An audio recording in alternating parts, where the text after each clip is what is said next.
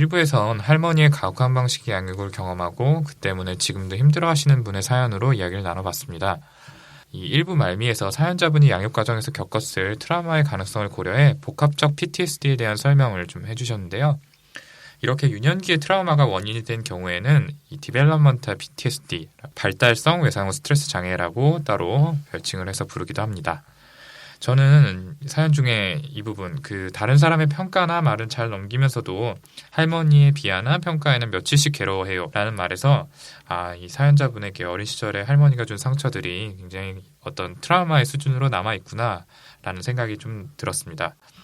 근데 이번에 이제 이분이 사연을 보내주신 계기인 아이를 싫어하는 자신의 모습, 그리고 그러면서도 남자친구에게 어린아이처럼 구는 모습, 여기에 대해서도 말씀을 드려야 될 것 같아요.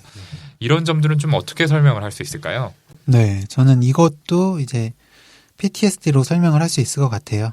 이분이 울거나 어른과의 마찰을 빚는 아이들의 모습을 볼 때마다 과거 본인의 트라우마 상황을 재경험하게 되는 거잖아요. 이럴 때 기분이 안 좋아지는 건 자기도 모르게 무의식적으로 확 진행이 돼버린 거거든요. 그러니까 아이나 아이 같은 행동을 하는 사람들을 보면 자신도 모르게 짜증이 났던 거고요. 그쵸. 사연에서도 그런 말 했었잖아요. 아이인 자신을 굉장히 싫어했다. 네. 이런 얘기를 했었는데, 그리고 제가 앞선 사연에서도 비슷한 설명을 드렸었는데, 제가 이 사연자분 입장이라고 생각해보면 엄청나게 화가 나고 큰 분노가 치밀 것 같아요. 지금 생각해봐도 자신의 어린 시절을. 네, 그렇죠. 네. 아무 힘없는 어린 나를 막 그렇게 학대하고 이렇게 양육을 그렇게 했던 점에 대해서. 그런데 이분 사연 보시면 알겠지만 화를 내셨다는 이야기는 안 나오잖아요. 어릴 때 뭐 화를 못 냈을 수도 있지만 지금도. 이게 할머니나 아버지가 워낙 강한 상대이기 때문에 뭐 그러실 수도 있을 거고, 자신을 학대했긴 하다만 어쨌든 가족들에게 이런 너무 극심한 분노를 가진다는 것 자체가 초자에 의해서 그 죄책감을 가지게 될 일이잖아요. 그러니까 어느 정도의 적절한 화를 가지고 있다면 그걸 풀 수가 있지만 너무 큰 분노가 쌓여 있다면 그런 감정은 초자가 좀 이렇게 안 돼라고 억누를 수 있는 거죠. 그렇기 때문에 이런 분노는 계속해서 무의식에 눌려 있을 수밖에 없고요. 이 쌓여 있는 분노가 이렇게 어린 시절에 나를 연상시키는 상황에서만 약간씩 이렇게 표출돼서 나오고 있는 것 같아요.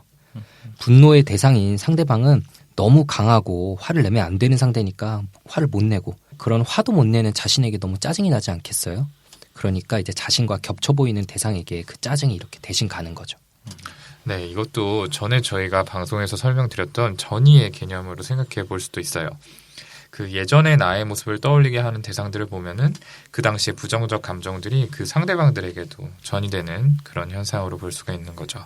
그리고 또 어떻게 보면은 이분이 누군가의 아이 같은 행동을 볼 때 어릴 때부터 지금까지 보아오고 겪어온 할머님의 모습들이 오버랩이 되면서 그것 때문에 부정적인 감정이 생겨난다고도 생각을 해볼 수도 있을 것 같아요. 앞에서 저희가 할머님의 모습을 주로 자기애적인 성격 특성 그리고 낮은 공감 능력으로 풀이했는데, 사실 상대방을 고려하지 않는 직설적인 말과 행동, 조금이라도 마음에 들지 않는 상황에서 나타나는 감정 조절의 어려움, 이런 것들은 어린아이들의 모습하고도 굉장히 많이 비슷한 부분들이 있잖아요. 그래서 사연자분이 최근에 깨달은 게 본인이 짜증과 분노를 느끼는 게 어린아이 자체가 아니라 자기 원하는 대로만 하려고 고집부리거나 아니면 상대방을 배려하지 않는 감정 표현 같은 이런 아이들의 행동이라고 얘기를 해주셨는데, 이런 행동들을 보면은 할머님의 비슷했던 모습이 겹쳐 보이고, 그래서 앞에서 말한 것처럼 어릴 때의 상처들이 자극을 받게 돼서 이런 격한 감정들이 나오는 거 아닌가, 그렇게도 생각해 볼 수 있을 것 같습니다. 네, 그렇죠. 예. 또 그런 측면에서 생각해 보면은 사연자분께서 아이 같은 행동을 볼 때 말고도 이제 본인의 뛰어남이나 우월함만 내세우면서 인정해 주길 원하고, 또 다른 사람을 무시하고 험담하는 사람을 대할 때도 이런 좀 비슷한 부정적 전이 감정을 느끼실 수도 있겠다라는 생각이 듭니다. 네네, 그렇죠. 저는 아까 오동훈 선생님 설명이 되게 와닿았고요. 그럴듯했는데 이러다가 곧 윤희우 선생님 포지션까지 차지하실 것 같아요. 윤희우 선생님 분석으로 저희 방송에서 좀 먹고 살고 있었는데, 이 기회에 그토록 좀 원하시던 1인 방송을 시작하시는 건 어떨까 싶네요. 갑자기 저 쫓아내시는 거예요. 이제 손정현 선생님도 버리시더니 저까지. 아니, 이제 독립하셔서 잘 되시기를 네. 바라는 마음에. 요즘 딴 팟캐스트를 들어보니까 3명이 딱 좋을 것 같다는 생각이 계속 들더라고요. 윤희우 선생님이 워낙 1인 방송 원하셨잖아요. 저는 묻어가도록 하겠습니다. 윤희우의 파파이스 이런 거 한번 기대해 볼게요. 좋은 곳이네요, 여기. 그러면 아무튼 다음으로 넘어가서 이분이 어린아이를 엄청 싫어하면서도 막상 남자친구에게 어린아이처럼 구는 모습의 이유는 뭐일지 이제 저희 기존 정신분석 권위자인 윤희 선생님 기회 한번 드릴 테니까요. 마지막으로 한번 보여주시죠. 이거 마지막으로. 잘못하면 잘리는 거 너무 무섭네요. 오늘 박찬일 선생님 송별회라더니 제 송별회 자리였나 보네요. 네. 마지막으로 질문에 대답을 해보면 전 사연자분 남자친구 앞에서 본인의 모습을 그 퇴행이라는 단어를 사용해서 표현하신 점이 눈에 띄었어요.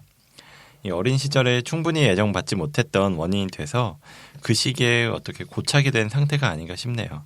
그래서 조금이라도 의지할 수 있는 상대인 남자친구한테는 퇴행하는 모습이 반복적으로 나타나는 것 같다. 이런 생각이 듭니다. 네. 역시 윤희우 선생님이 안 하셔서 그렇지 하시면 이렇게 잘하시는 분이라는 거. 네. 사연자분께서도 뭐 이런 행동이 양육 방식에 영향을 받은 것이고 어릴 때 충분하게 어린아이다움을 인정받지 못한 것 때문이 아닐까 하는 생각이 들어요. 라고 말씀을 하셨잖아요. 근데 이제 퇴행이나 고착 말씀을 해주셨는데 앞으로도 뭐 종종 나올 수 있는 용어일 것 같은데 한번 좀 더 자세히 설명 좀 해주실래요? 네. 이 퇴행과 고착이라는 말은 프로이트 선생님이 자세히 설명하신 개념인데요. 퇴행이라고 하는 건 일반적인 발달 과정을 따라가다가 어느 순간에 과거의 모습으로 돌아가는 걸 이야기를 해요. 그게 뭐 스트레스를 받아서일 수도 있고 아니면 다른 이유에서도 그럴 수가 있는데 뭐 예를 들자면 대소변을 잘 가리던 아이가 동생이 태어나고 나서 부모님의 관심이 동생에게 옮겨가면 자기가 다시 관심을 받고 싶어서 뭐 밤에 오줌을 싸는 일 이런 걸 생각하면 쉬울 것 같아요. 혹시 뭐 지용이 형이 애가 2명이니까 그런 경험 해본 적 없나요? 네, 요즘 좀 일어나고 있는데 저희 첫째가 동생이 생긴 뒤에 언젠가부터 자기도 자기 전에 꼭 누워서 우유를 먹어야 된다고 고집을 부려요. 우유 먹겠다 그래서 컵에다 따라주면 끝까지 안 먹고 컵으로 먹을 줄 아는데도. 네, 그쵸. 낮에는 계속 컵으로 먹죠. 근데 이제 밤에 보통 둘째가 우유 먹으면서 자니까 자기도 그래야 된다 고집 부리고 요즘 좀 둘째가 저한테 계속 안아달라 그래서 제가 많이 안아주고 있는데 그걸 보더니 갑자기 자기도 공갈꼭지를 달라 그러면서 3살인데 뭐 공갈꼭지 자기도 달라고 막 이러는데 보면서 퇴행했구나 이렇게 생각은 하고 있었죠. 그러네요. 그래서 이렇게 어린 아이들 같은 경우에는 훨씬 더 그게 눈에 띄게 잘 보이니까 이렇게 물어봤던 거고요. 그리고 실제로 뭐 어른인 상태에서도 어린 아이 때의 어떤 생각이나 이쪽으로 퇴행하는 경우도 많이 볼 수 있는 현상입니다. 그 다음에 고착이라고 하는 현상은 어떤 발달 과정 중에서 어느 단계에서 충분하게 만족을 얻지 못한 채 시간이 흘러서 그 단계만 넘어간 다음에 다음 단계의 발달이 진행이 되어야 하는데 자꾸만 거기에 머무르려고 하는 현상을 이야기해요. 뭐 프로이트의 개념으로 이야기하자면 어머니에게 충분히 수유를 받지 못한 사람이 자꾸만 입으로 빠는 거에 매달린다면 뭐 구강기에 고착이 되었다 이렇게 이야기를 할 수 있는 거죠. 그리고 보통 퇴행 현상이 일어날 땐 아무 과거 시점으로 돌아가는 게 아니라 주로 고착이 됐었던 시점으로 돌아간다고 이야기를 해요. 사연자분 같은 경우에도 유아기 때 어른들에게 애교를 부리고 사랑을 받는 시기를 지날 때 충분히 사랑을 받지 못했기 때문에 그 시점에 고착이 되어 있고 남자친구한테 퇴행된 모습을 보이는 게 딱 그 시기의 모습으로 드러나는 게 아닌가 생각이 들어요. 그죠. 그래서 이분이 성인이 된 후에 혼자 살게 되면서 인형을 굉장히 많이 가져다 놓고 여행 갈 때까지도 들고 다녔다 이런 얘기를 해주셨는데 사실 상당히 특이한 모습이죠. 네. 이제 어릴 때 장난감이나 심지어 막 아까 반려동물 애완견까지 굉장히 이 본인 마음대로 버렸던 할머니 때문에 제대로 된 애착 물건을 갖지 못했던 거에 대해서 보상을 받으려는 마음이 일종의 퇴행적인 모습으로 나타났다 이렇게 생각해 볼 수 있을 것 같아요. 그렇죠. 근데 좀 다른 얘기긴 한데 저는 이분의 사연 글을 보면서 이분 참 그래도 대단하다. 진짜 진심으로 감탄을 한 게 그 아이를 싫어하는 이유 그리고 자기가 남자친구에게 어리광을 부리는 이유 저희가 여태까지 말한 것들을 혼자서의 성찰로 어느 정도 이미 다 알고 계신 상태잖아요. 다 알고 이미 메일을 보내셨어요. 그리고 아이같이 말하는 다른 20대 후반의 여성분을 보고서 나도 남자친구에게 언제까지 어린아이처럼 행동할 수는 없겠다라는 생각까지 드셨잖아요. 그렇죠. 네. 이게 청취자분들께는 어떻게 보이실지 잘 모르겠지만 사실 진짜 쉽지 않은 일이에요. 네, 그죠. 예. 자기의 행동들에 대해서 스스로 의문을 가지고 막 질문들을 던지고 답을 찾아가는 이러한 과정을 혼자서 이 정도로 잘 해내시는 분들이 없거든요. 예. 그리고 이게 생각하면은 굉장히 불편하고 힘든 주제잖아요. 어릴 때 그 트라우마들이 계속 떠오르는 거니까. 그래서 무의식적으로 피하기도 하고요. 게다가 이분은 깨달은 걸로 멈추지 않고 어쨌든 간에 진지하게 해결하고 싶다는 생각에 저희에게 이런 장문의 글을 적어서 보내주셨잖아요. 전 이분은 앞으로 어떤 방식으로든 간에 결국에는 더 좋아지실 분 아닌가 이런 생각이 들었어요. 네, 저도 그래요. 네, 뭐 저도 그렇게 생각은 하는데 하지만 어느 정도 이분이 인사이트가 생겼다고는 볼 수 있겠지만 아직은 큰 의미가 있는 것 같지는 않아요. 예, 뭐 그렇게 생각해 볼 수도 있는데, 일단 인사이트 말씀을 하셨는데 인사이트에서 좀 자세히 좀 설명 좀 해주시고 넘어갈까요? 네, 뭐 그게 필요할 것 같아요. 아무래도. 네, 이 인사이트라고 하는 말은 한글로 병식이라고 하는데 이게 어떤 의미냐면 나의 상태에 대해서 얼마나 알고 있느냐에 대한 이야기예요. 그래서 내가 예를 들어서 우울증이 심하게 있다라는 가정을 했을 때 내가 우울한 것 같은데 아니야 나는 그렇지 않아 라고 하는 정도가 있을 수도 있고 아니면은 나 진짜 우울하다라든지 아니면 우울증은 내가 이러이러해서 우울증을 가지고 있어 라고 안다든지 아니면 내가 진짜 심하게 우울하구나. 이게 정말 우울증이고 내가 이 우울증으로 인해서 어떤 일들을 겪고 앞으로 어떻게 해나가야겠구나. 그런 것까지 아는 여러 가지 단계가 있을 수가 있어요. 내 지금 상태가 어느 정도인지에 대해서 그 수준을 이제 인사이트라고 하는데 뭐 여러 가지 수준이 있지만 이분 같은 경우에는 머리로는 어느 정도 알고 있지만 이렇게 알게 된 게 실제 생활에서도 변화가 일어나야지 진정한 인사이트가 있다고 할 수 있거든요. 그래서 뭐 주변의 정신과 의사들이나 아니면 심리 공부하는 사람들 중에서 스스로 심리적인 문제가 있다고 생각하고 자신의 문제를 알고 싶어서 그걸 선택을 하고 공부를 하시는 분들이 많이 있잖아요. 왜 다들 눈을 피하시는 것 같은데? 아니 왜 저희를 쳐다보면서 갑자기 또 질문을 저는 당연히 하시죠? 본인 얘기하는 줄 알았어요. 네, 저는 그런 경우가 아닌데요. 네. 물론 뭐 그런 것 때문에 정신과 간 거 아니냐라고 물어보는 친구들이 있지만 저는 아닙니다. 네. 저희끼리 사실 옛날에 윤희우 선생님이 그런 케이스가 아닌가 좀 생각했잖아요. 역시 이분들은 정말 지적인 인사이트조차 없는 분들인 것 같은데요. 아니, 근데 오늘 이제 비교적 서로 비난도 안 하고 아주 무난하게 방송이 흘러간다라고 생각을 했는데 갑자기 좀 이런 이야기를 꺼내시는 이유가 있을 것 같아요. 왜 갑자기 서로 이상하다는 뭐 이런 얘기를 하시는 거죠? 뭐 서로 이상하다라고 이야기를 하고 뭐 비난을 하려고 한 게 아니라 이 지적인 인사이트의 함정에 빠져들지 않아야 한다는 이야기를 하고 싶어서 말을 꺼냈습니다. 지적인 인사이트 함정이요. 네, 저도 얼마 전에 드디어 자존감 수업이라는 책을 다 읽었는데요. 거기에서 심리학 서적을 읽어보고 공부를 해도 마음의 상처가 나아지지 않는 이유에 대해서 이렇게 설명을 하더라고요.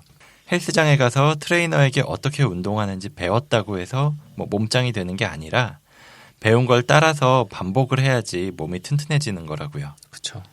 그래서 뭐 정신과 의사들이나 심리학자들이 사실 여러 가지 이론을 공부하면서 자기의 문제에 대해서 좀 알게 될 텐데도 계속 이상한 모습이 지속되는 사람들이 있는 것처럼요. 네. 윤희우 선생님처럼. 그렇죠. 그래서 윤희우 선생님 계속 공부하시잖아요. 이런 식으로 저를 몰아내려고 하시는 것 같은데 아무튼 문제가 깊지 않은 사람들은 내가 이게 문제구나라는 걸 알기만 해도 좋아지기는 하지만 이 사연자분처럼 오랜 기간 동안 반복된 트라우마를 겪었던 분들은 단지 아는 것만으로는 좋아지기가 어려워요. 아마도 오늘 이야기한 내용들을 사연자분은 잘 알고 계시긴 할 거예요. 그럼에도 불구하고 계속 퇴행된 행동을 한다든지 아이 같은 모습을 보이는 사람들 보면서 화가 나는 일이 반복되고 있잖아요. 네. 물론 뭐 아직도 여러 증상, 어려움이 있으신 거는 분명하죠. 감정에 휩쓸려서 실제로 아이한테 화를 낼 때도 있고, 아이를 나 잘 키울 자신이 없다고 생각할 정도로 본인에 대한 이제 자기 이미지가 좋지가 않고, 또 연애 관계에 한정되긴 하지만 퇴행 행동을 보이시기도 하고요. 그리고 어릴 때 학대를 겪었던 성인들이 심리적 영향에 따라서 신체화 증상을 겪는 경우가 많은데 이분도 스트레스 상황을 겪게 되면 비특이적인 통증들, 아까 이제 위장염 겪고 있다고 이렇게 말씀도 하셨었죠. 네, 그렇죠. 네. 그리고 저는 사연 내용 중에 대학교 때 정신역동, 성격 관련된 수업을 듣고 나면 본인의 모습이 싫고 견디기 힘들어서 매일 울었다. 이렇게 하셨던 것도 좀 너무 안타까웠어요. 본인 말대로라면 20살, 적어도 성인이 된 후로 본인 문제를 깨달으면서 그래도 어쨌든 뭐 사연에 써주신 내용도 있고 저희가 소개 못 드린 내용도 있지만 정말 많이 극복을 하고 계시잖아요. 20살, 적어도 성인이 된 후로는 본인 문제를 깨달으면서 그냥 괴로워하는 걸 넘어서 극복하려고 계속 애써 오신 분 같아요. 본인 행동 뒤에 감정, 생각을 들여다보고 고치려고 해온 노력과 변화들이 사연 곳곳에서 좀 보이니까 트라우마들에 그대로 눌려있다 하기보다는 계속해서 회복 중이라고 봐야 되는 게 맞을 것 같습니다. 맞아요. 저도 선생님들이 말씀하신 부분에 동의하고요. 자, 그럼 이제 중요한 게 좀 이분이 가장 힘들어하시는 아이 같은 모습에 화가 나는 마음이 어떻게 하면 좀 더 편안해질 수 있을까? 여기에 대해서 좀 얘기를 해봐야 될 텐데요. 저희가 좀 어떤 조언을 드릴 수가 있을까요? 우선 이게 다 극복하기 힘든 과정이었던 것 같긴 해도 학업적으로 성취를 해오고 있기도 하고 뭐 지금 안정적인 연애를 하고 있기도 하고 저희가 소개드리진 않았지만 여러 가지 방식으로 극복하고 사람들 만나고 이런 것들을 열심히 하고 계셨던 것 같거든요. 그렇죠. 그래서 이런 심리적인 여유가 있다는 점이 어떻게 보면 꽤 대단하고 놀라워요. 네. 그래서 회복 탄력성이 좋다고도 볼 수 있는데 원체 타고난 좀 심리적인 자원이 좀 뛰어나고 부모님이나 아니면 주위 사람들한테 알게 모르게 받아온 뭐 정서적이나 사회적인 지지, 뭐 긍정적인 영향도 있긴 있으셨을 것 같아요. 그래서 사실 이 정도의 양육 환경 아래서 자라고 나면 앞에서 말한 정신과적 증상뿐만 아니라 뭐 주의 집중력이나 전반적인 인지 기능들을 잘 발휘하지 못하거나 심한 경우에는 해리 증상이나 자살, 자해 충동 같은 문제까지 겪을 수가 있는데 이분은 적어도 그런 건 없이 잘 지내고 계시잖아요. 네. 그래서 사연에서는 지금까지 해결 못한 본인의 어떤 어두운 면들에 대해서 고민에만 빠져 있는 걸로 느껴지는데 이렇게 버티고 잘해온 자기에 대해서 좀 더 자랑스러워하고 스스로를 격려할 수 있었으면 좋겠어요. 네, 맞아요. 맞습니다. 네. 제가 맨날 조언이나 해결책으로 면담 치료 받으라라는 말만 해와서 제 나름대로 좀 부담이 있었는데요. 정식과 광고 방송 같아가지고 이번에는 좀 다른 방법을 제안해 보려고 해요. 저는 이분께 오히려 이제 결혼을 지금 많이 피하고 계신 상태인데 애를 안 갖는다 이런 얘기를 하셨잖아요. 저는 오히려 결혼해서 아이를 갖는 방법을 좀 권유를 드려보고 싶어요. 아이를 키운다는 게 굉장히 힘들고 쉽지 않은 일인데요. 누구에게나. 동시에 지금까지 겪어온 마음속 괴로움을 좀 치유받고 극복하는 경험을 하게 되는 계기가 될 수도 있을 거라고 저는 생각하거든요. 이분께서는 어릴 때 충분한 사랑을 못 받았기 때문에 그 시기에 고착돼 있고 그때를 떠올리게 하는 여러 자극들이 아직까지 예민한 거잖아요. 근데 이게 젊었을 때는 심한 인격장애 성향을 띠셨던 환자분들께서 아이를 가지고 난 뒤에 그 내 아이가 온전히 나한테 이렇게 기대하고 의지하는 모습을 보고 나는 그 아이에게 애정을 쏟아서 그 기대를 충족시켜주는 이런 경험들을 통해서 본인께서 가지고 있던 오래된 상처들이 낫고 인격이 더 성숙해지는 케이스들을 많이 보게 돼요. 그렇기 때문에 이 사연자분의 경우에도 매우 힘든 과거가 있지만 그와 반대되는 긍정적 경험을 통해서 치유가 가능하지 않을까 이런 생각이 들기도 하네요. 네. 지용 형이 면담 치료에 대해서 얘기를 안 했는데 오히려 제가 말씀을 드려야 될 것 같은데요. 사실 저희가 오늘 말씀드린 여러 가지 이야기들은 사연자분이 심리학을 전공하기도 하셨고 그리고 관심도 많으신 것 같아서 사실 이미 알고 계실 것 같아요. 그런데 이제 프로이트나 그 학파 사람들이 얘기하기로 마음의 갈등을 만들어내는 고착된 지점을 알기만 하면 증상이 나아진다고 이야기를 했었지만은 사실은 그렇지 않다는 거를 알게 됐죠. 원인을 아는 것도 중요하지만 새로운 관계에서 이제 전과는 다른 교정적 정서 경험을 해보고 알게 된 내용을 실생활에 적용해보고 또 잘 되는지 아닌지 또 잘 안 되면 왜 안 되는지 이런 것들을 다시 치료자와 논의하고 또 시도하고 이런 과정을 꾸준히 계속하면서 좀 이런 문제를 좀 더 나아지게 할 수 있지 않을까 생각이 듭니다. 그런 점에서 사연자분께 다시 한번 좀 정신 분석이나 분석적 정신 치료를 받으시면 도움이 되지 않을까라는 생각을 합니다. 네. 네. 저희의 결론은 항상 이런 걸로. 아니 근데 뭐 실제적으로 도움이 네. 될 것 같은 부분에 대해서 말씀을 드리는 거니까요. 네. 뭐 오해 없으셨으면 네. 좋겠습니다. 네, 이렇게 해서 저희가 생각해본 조언들에 대해서 얘기를 나눠봤습니다. 이제 사연자분의 오래된 어려움을 이겨내시는데 저희가 드린 말씀들이 조금이나마 도움이 됐으면 좋겠네요. 자, 이번 얘 왜 이러는 걸까요? 시간은 좀 두 가지 사연, 어린 시절의 상처에 대한 주제를 다뤄봤는데요. 어땠는지 우리 선생님 한 분의 소감을 좀 들어볼게요.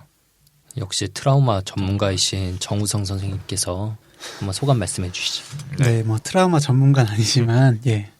하여튼 두 가지 사연 모두 좀 트라우마에 따른 좀 컴플렉스 PTSD로 저희가 설명을 좀 드렸었는데요. 그만큼 이제 큰 하나의 트라우마가 아니더라도 어렸을 때 받은 이제 정서적 학대나 이런 신체적 학대 또는 방임, 아니 이제 부모님들이 싸우는 거를 이제 목격한다든지 이런 여러 가지가 아이한테 큰 트라우마가 될 수 있고 커서까지도 여러 가지 정신과적 증상을 만들 수 있다는 점에서 좀 이제 양육할 때 좀 신경을 써야 되겠다라는 생각이 들고 그만큼 이제 사연자분께서 많이 고생하셨다라는 얘기 한 번 더 드리고 싶습니다. 네, 뭐 저는 소감이 아니라 한 가지 또 이 기회에 좀 알려드릴 거 광고가 있어서 좀 말씀드리는데요. 임상 현장에서 저희가 실제로 만나는 환자분들 중에 어린 시절에 학대 경험이 있는 분들이 너무 많아서 놀랄 때가 사실 작거든요. 그만큼 육아 과정이 그 아이의 인생에 큰 영향을 미치는데 그 중요성에 대한 사회적 인식이 너무 부족해요. 어떻게 애를 키워야 하는지에 대해서도 이렇게 잘 모르고 그 이런 인식이 좀 부족하신 분들도 많이 있고요. 그래서 저희가 이거에 대해서 언젠가는 좀 얘기를 해봐야겠다라는 생각을 계속 해오고 있었고요. 실제로 저희도 육아를 하면서 느끼는 점들이 너무 많이 있기 때문에 저희 멤버들이 다른 방송 하나를 추가적으로 좀 시작하기로 했습니다. 네이버 오디오 클립에서 아이 고민 더 이상은 네이버라는 방송 제목 하에 이렇게 좀 육아 고민들을 같이 나누고 육아 스킬을 좀 알려드릴 수 있는 그런 방송을 시작해 보게 되었습니다. 네, 팟빵에는 뇌부자들 위드 맘키즈로 올릴 예정이지 않나요? 네, 그렇죠. 네, 그 네이버에 일단 올라가고 몇 주 후에 이제 팟빵에 업로드되는 방식으로 진행이 될 건데요. 좀 들으시면서 육아에 대한 고민 평소에 많이 있었다 싶은 분들은 한번 들어보시면 많은 도움 얻으실 수 있을 거라고 생각합니다. 네, 저희 멤버들 중에서 에이스 3명만 참가하는 방송이니까요. 한결 듣기 더 좋으실 수도 있습니다. 예, 그 방송에 대해서도 좀 저희 내부자들 방송만큼 많은 관심 부탁드리도록 하겠습니다. 자, 이제 좀 방송 마무리를 해보려고 하는데요. 좀 저희가 이야기했던 것처럼 이 사연자분께서는 굉장히 강점이 많은 분인 것 같아요. 그런데도 이 자신의 문제점과 결핍에 집중되는 것 역시 이 어린 시절의 트라우마의 영향일 수 있다는 생각이 들거든요. 지금 스스로의 힘으로도 힘든 기억을 상대로 조금씩 이겨나가고 있는 만큼 적절한 치료를 받는다면은 분명히 그 기억의 그늘에서 언젠가는 벗어나실 수 있을 거라고 생각이 됩니다. 자, 그럼 저희는 다음 방송에서 더 재미있고 유익한 컨텐츠를 가지고 다시 찾아뵙도록 하겠습니다. 감사합니다. 감사합니다.